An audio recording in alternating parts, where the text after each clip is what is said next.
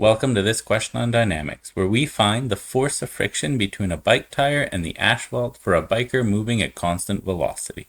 Pedaling a bicycle at a constant velocity of 8.33 meters per second, the coefficient of rolling friction between bicycle tires and dry asphalt is 0.004. If your mass is 105 kilograms and the mass of your bicycle is 9 kilograms, what is the force of friction between the bike tire and the asphalt? After we answer this question, we're going to learn a little bit of bonus knowledge, and we're going to answer the question, what is the force applied by the biker to maintain the constant velocity?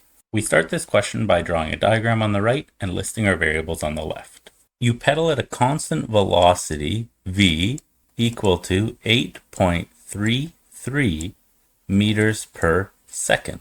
And since this is a question on dynamics, let's add our forces to the diagram, creating a force diagram. So we have a force of gravity acting down on the biker and the bike, and we'll call this force Fg. Opposite in direction and equal in magnitude, we have a force upwards of Fn, the normal force. We're asked to find the force of friction between the bike tires and the asphalt, and this is going to be acting in the opposite direction as the velocity. It would slow the bike down if you were not pedaling, so we'll call this force of friction F fric.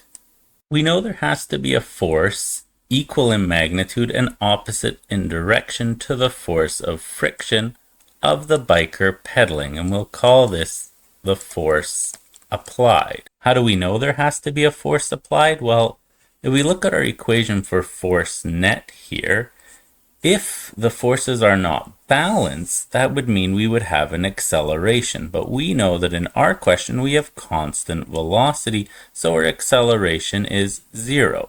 If our acceleration is 0, that means our force net also has to be 0, which means our forces in the horizontal direction have to be even. This is the same reason that Fg and Fn have to be equal in magnitude and opposite in direction, because we need our forces to be balanced in the downwards and the upwards direction as well. If we had a net force in the vertical direction, then our bike would either be floating away or sinking through the pavement. So we have 0 acceleration in the vertical and the horizontal directions. The bicycle has a velocity of 8.33 meters per second. You have a mass of U is equal to 105 kilograms. The mass of the bike is equal to 9 kilograms.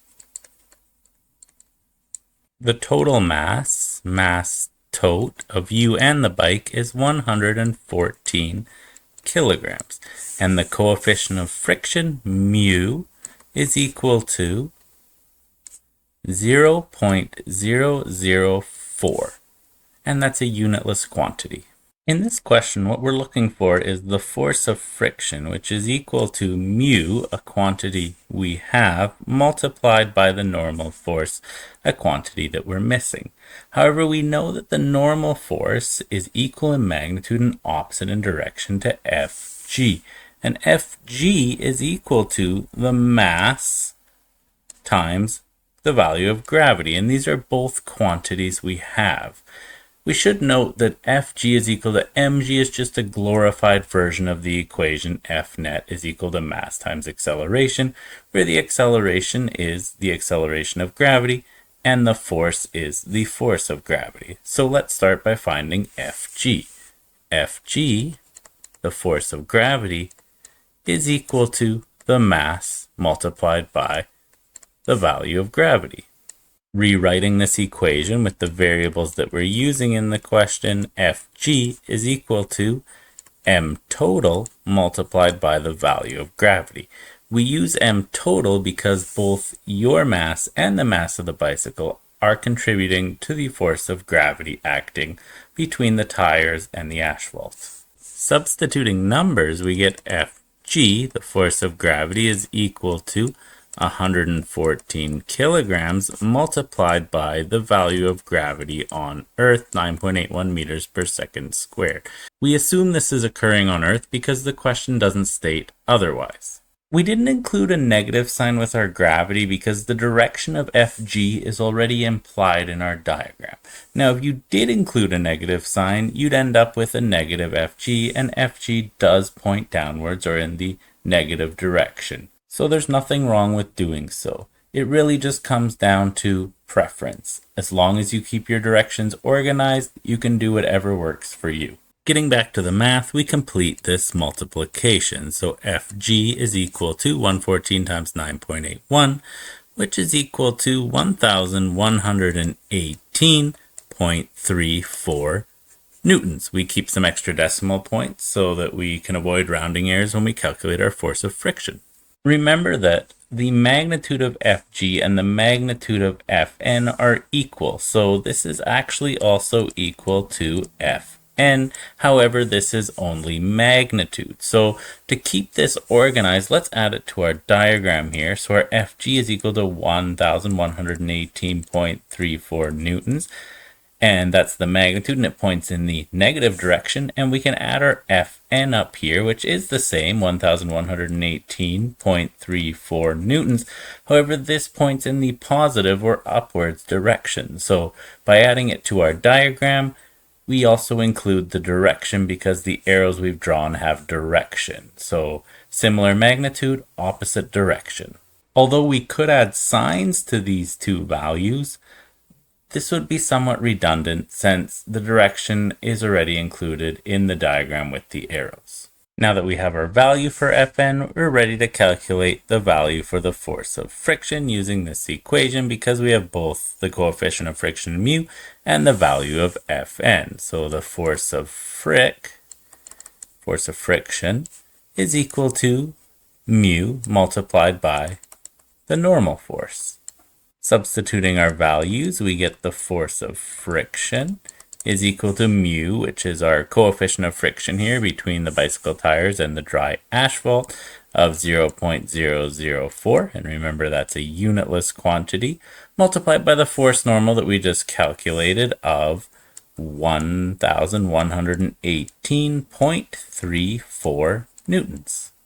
Multiplying these two values, we get a force of friction equal to 0.004 times 1,118.34, which equals 4.47 newtons. Now, we need to give this a direction. So it could be as simple as saying it's backwards because it's in the opposite direction that you're traveling. So 4.47 newtons backwards.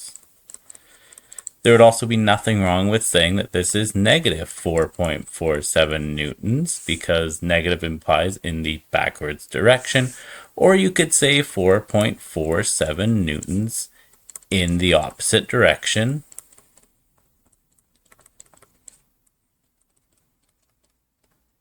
of the velocity of the biker. It does not matter how you indicate direction as long as you do, because remember, forces have both a magnitude and a direction.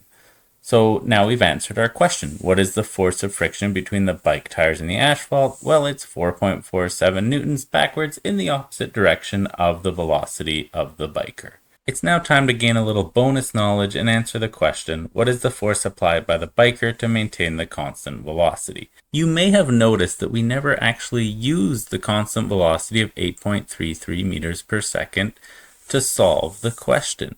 This value is, however, the key to solving the question, what is the force applied by the biker to maintain the constant velocity? Because under constant velocity, we have no acceleration in the horizontal direction, which means that our forces need to be balanced. So our force of friction backwards has to be equal to our force applied forwards in magnitude and opposite in direction. So what is the force applied by the biker to maintain the constant velocity? The force applied is equal to, in magnitude, to the force of friction, 4.47 newtons, but opposite in direction, so forwards. So if we did not have constant velocity, we would not be able to so trivially extrapolate the force applied from the force of friction. So this is just one special case when you have constant velocity. Thank you for watching this question on dynamics, where we solve for the force of friction between a bike tire and asphalt of someone pedaling at constant velocity.